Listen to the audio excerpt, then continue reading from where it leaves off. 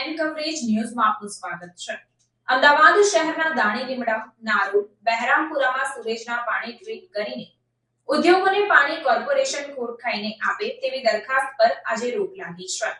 Standing committee ચેરમેને કહ્યું કે આ પ્રોજેક્ટ રૂપિયા 829 કરોડનો છે, જેમાં દરરોજ 60 લાખ આપવાના થાય છે। ઉપરાંત જાહેર રજાનો ઉલ્લેખ કરવામાં આવ્યો નથી।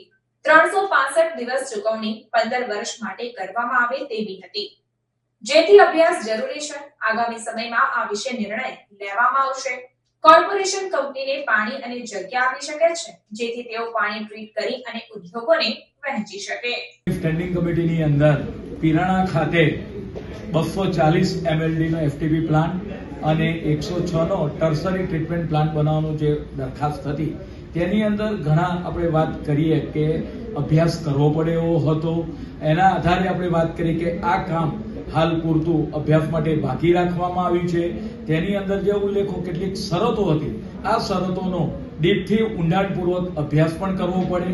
કોર્પોરેશન છે એ ટોટલી આપણે વાત કરીએ કે આ જે ઉદ્યોગો છે, બહેરામપુરા હોય, નારોલ હોય, વટવા ઇન્ડસ્ટ્રી હોય, એ લોકોને પાણી પૂરું અત્યારે હાલ એ લોકો જમીનમાંથી પાણી લઈ રહ્યા છે બોરવેલ મારફતે। આ ટર્સરી ટ્રીટમેન્ટ પ્લાન્ટ દ્વારા તેમને પાણી આપવાનું જે આયોજન હતું, આ કામ અભ્યાસ અર્થે હાલમાં બાકી રાખવામાં આવ્યું છે। આગામી સમય દરમિયાન આના પર કોઈ ચોક્કસ નિર્ણય લેવામાં આવશે। અમદાવાદ મહાનગરપાલિકાની મળેલી સ્ટેન્ડિંગ કમિટીની બેઠકમાં બાકડાના કામોની મંજૂરી આપવામાં આવી છે। અગાઉ તંત્ર દ્વારા પ્રીકાસ્ટ ઘોડાના બાકડા બનાવવામાં આવ્યા હતા, જેની ગુણવત્તાને લઈને ફરિયાદ ઉઠી હતી। આ બાબતને જોતા હવે પ્રીકાસ્ટ વુડનના બાકડાના ડિઝાઇનમાં થોડી ફેરફાર કરવામાં આવી છે। આ સાથે જૂના ચાઇના મોજેટના બાકડા તેમજ સ્ટીલના બાકડા પણ બનાવી શકાશે। તમામ કોર્પોરેટર 3 લાખ સુધીનું બજેટ મૂકી શકશે। આ માટે તમામ ઝોન મુજબ ટેન્ડર બહાર પાડવામાં આવશે। સ્ટીલના બાકડા મંદિર, ધાર્મિક સ્થળ, ઓફિસ અને લાઇબ્રેરીમાં મૂકવામાં આવશે।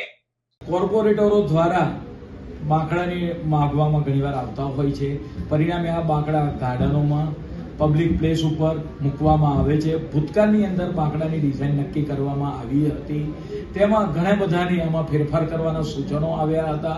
પરિણામે ભૂતકાળની અંદર ચાઇના મોજેટના બાકડા ચાલતા હતા, જે કિંમતમાં પણ ખૂબ જ સસ્તા, સહેલાઈથી પ્રાપ્ત થતા હતા।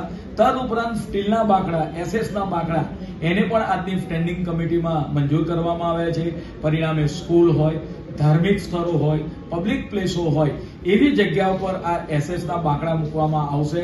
પરિણામે શહેરના નગરજનો, સિનિયર સિટીઝનો હોય, ગાર્ડનની અંદર મહિલાઓ હોય, બાળકો હોય, આ બાકડાઓનો સહેલાઈથી ઉપયોગ કરી શકે એ માટે બાકડાની અંદર એક વૈકલ્પિક બીજા વાત કરીએ કે ऑप्शन उमेरवामा આવ્યા છે। खबरों के लिए चैनल को सब्सक्राइब कीजिए। खबरों का नोटिफिकेशन पाने के लिए बेल आइकॉन को जरूर दबाएं।